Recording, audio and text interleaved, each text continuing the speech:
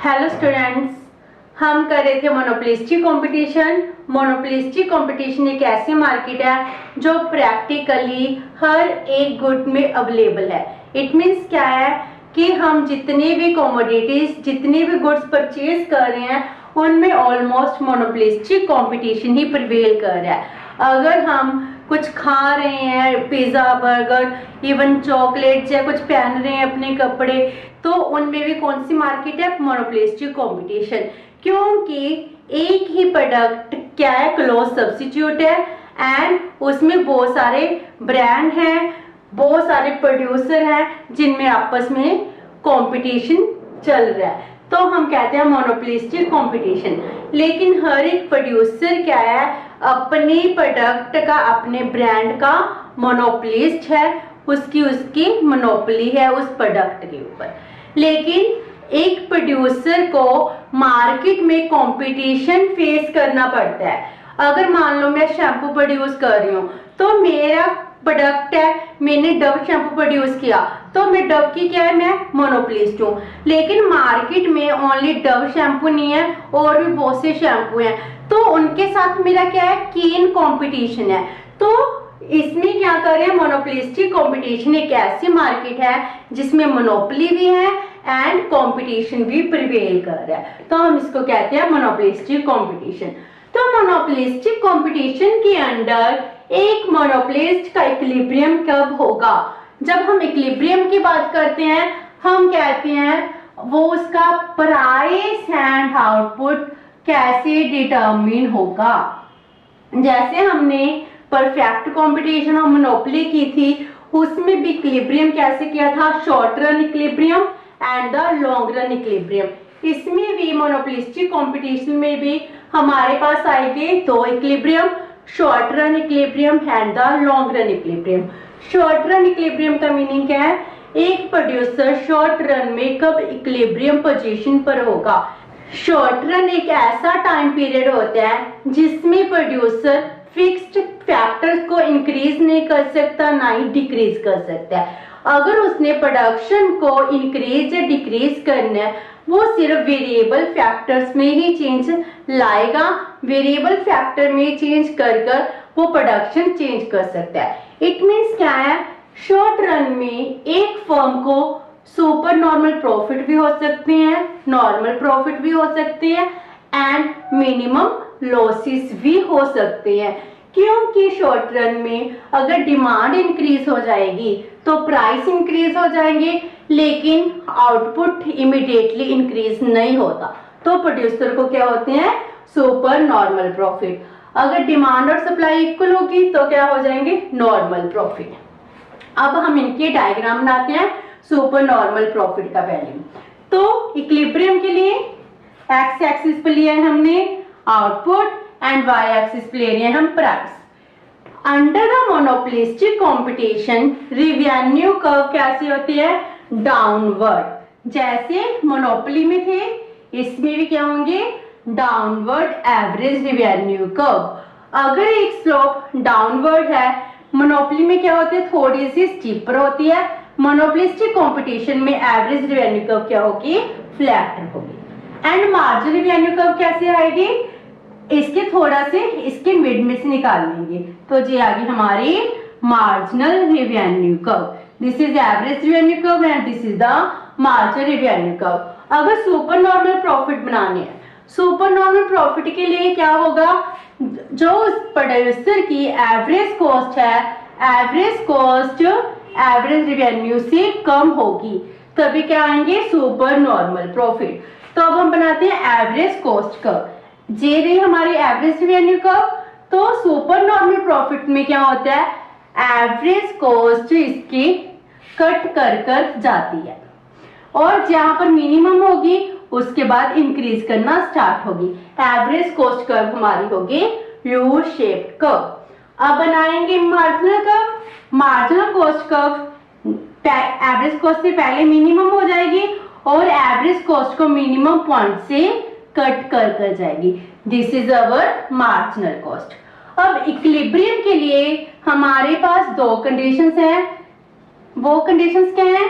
First condition, marginal cost must be equal to the marginal revenue, and second condition, marginal cost must be cut marginal revenue from below.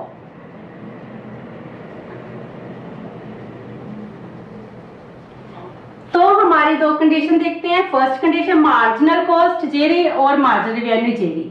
Marginal cost must be cut the marginal revenue and second condition, it must be cut from below, जे below से आकर cut कर रही है। तो जहां पर equilibrium होगा, अगर हम इसको नीचे ले जाएं तो हमारे पास क्या डिटरमिन हो गया, आउटपुट। अगर इसी पॉइंट को हम ऊपर ले जाएं, हमारे पास आ जाएगी प्राइस एंड कॉस्ट। जे है हमारा एवरेज रिवेन्यू कर्व, जिसको हम डिमांड कर्व भी कहते हैं।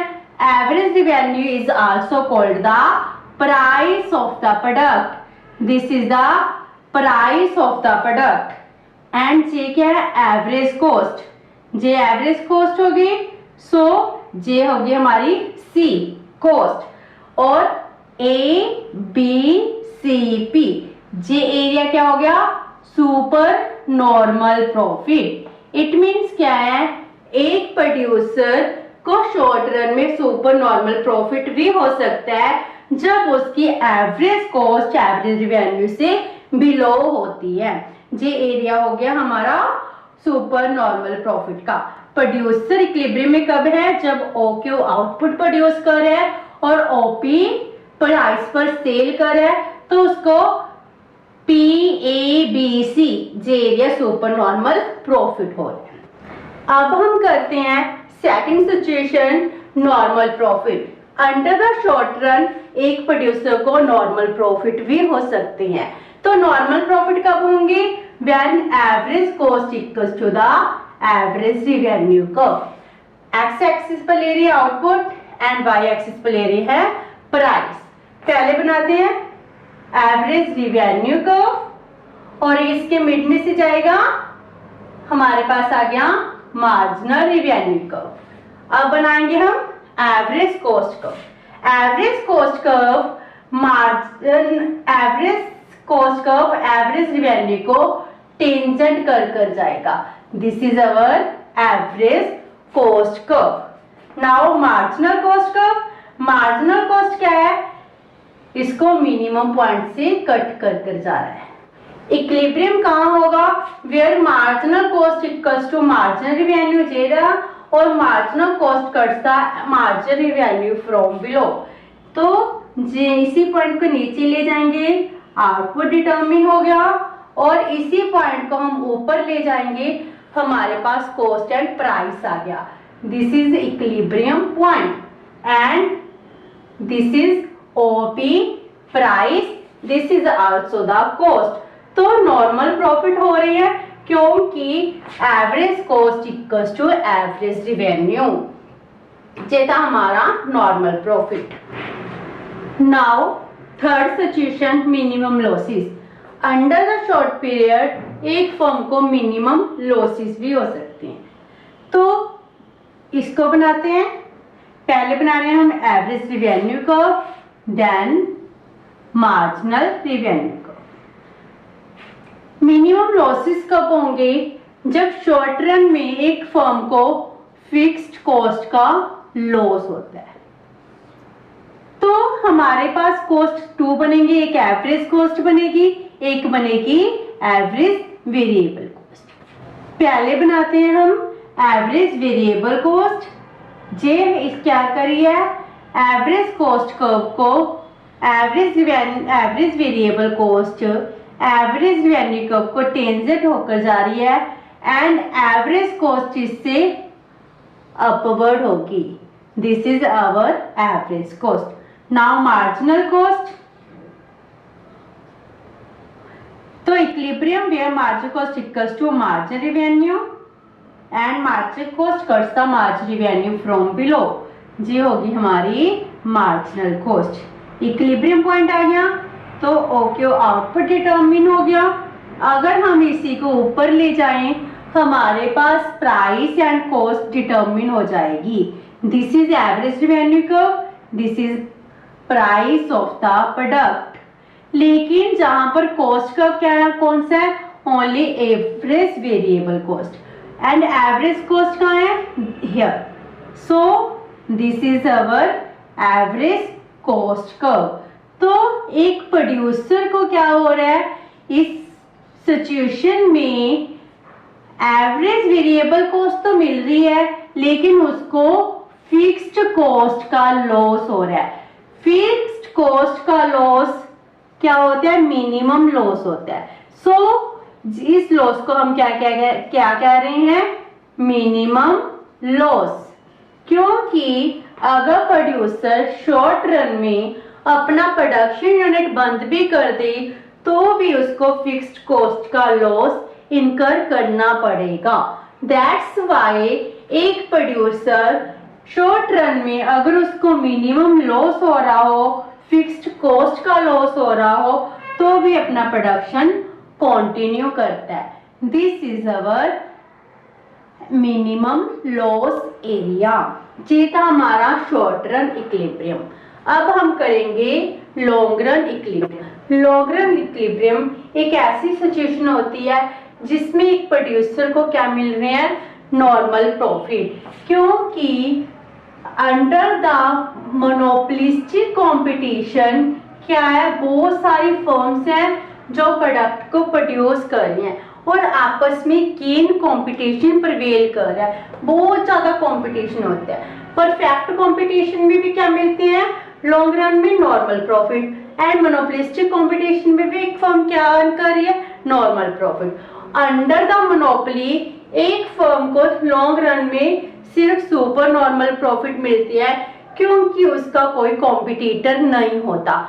लेकिन under the perfect competition and the monopolistic competition firm के बहुत सारे कॉम्पिटिटर होते हैं।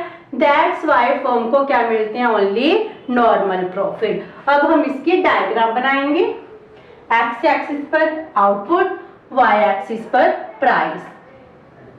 पहले बनाते हैं हम एवरेज रेवेन्यू कर्व। इसकी मिड से जाएगा marginal revenue curve. Now average cost curve जो एवरेज रेवेन्यू कर्व को टेंजेंट होकर जाता है। This is our average cost curve. Now marginal cost where equilibrium situation where marginal cost equals to marginal revenue and marginal cost cuts the marginal revenue from below।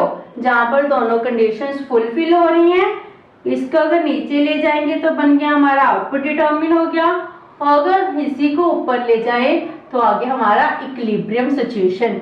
This is our also the price of the product under the monopolistic competition. In the long run एक firm को क्या मिल रहे हैं? Only normal profit. ये था हमारा equilibrium under monopolistic competition, जिसमें हमने देखा एक शॉर्ट रन में फर्म को सुपर नॉर्मल प्रॉफिट भी हो सकते हैं, नॉर्मल प्रॉफिट भी हो सकते हैं एंड मिनिमम लॉसेस भी हो सकते हैं, but in the long run firm gain only the normal profit.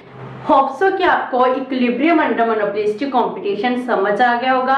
अगर आपकी कोई क्वेरी है तो please post it in the comment box, and अगर आपको जो समझ आ गया तो भी रिप्लाई कीजिएगा।